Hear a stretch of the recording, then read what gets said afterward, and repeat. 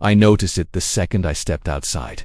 Fresh tire tracks, cutting straight through my land. This wasn't a public road. Someone had been using it like one. I knelt down and ran my hand over the dirt. These weren't random tracks. Same pattern, same direction. Someone was doing this every day. The sign couldn't be clearer. Private road. No, through traffic. I put it up myself last year. Guess someone thought it didn't apply to them. Then I saw who it was. White SUV, HOA security logo on the side. They weren't just crossing once. They'd turned my land into their shortcut. I flagged them down the next day, told them straight this was private property. The driver just shrugged, said it saved them time. They didn't stop, didn't apologize, just drove right past me like I wasn't even there. That's when I knew talking wasn't enough. So I made it official. Clear warnings, big signs, no excuses.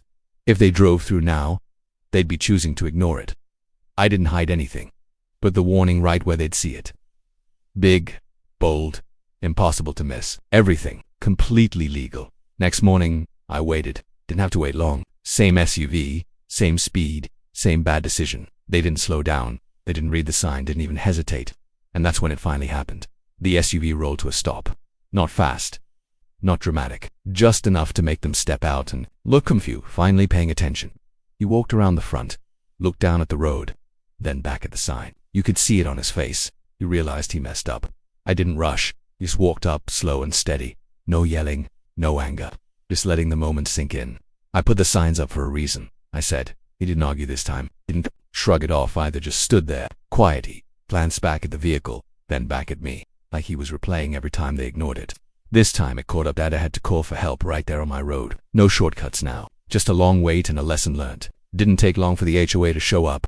Suits, attitudes, and questions. But this time, I had everything documented. Every sign, every warning. I showed them the paperwork, the property lines, the notices, everything done by the book. Shortcuts. Unlike them, they tried to push back at first, but there wasn't much to say. They knew it. I knew it. Eventually, they backed off. No threat, no arguments, just quiet frustration as they walked away. That told me everything. The next day, nothing. No SUV, no dust clouds, just silence, the way it should have been. I went back to my routine, fixing fences, checking land, like none of it ever happened, but I knew it had. One added a few more signs, just to make it crystal clear. No confusion, no excuses. From above, it's obvious where my land starts and ends. There was never any gray area, just people choosing to ignore it. I didn't go looking for trouble, just protected what was mine. Sometimes that's all it takes. Standing your ground.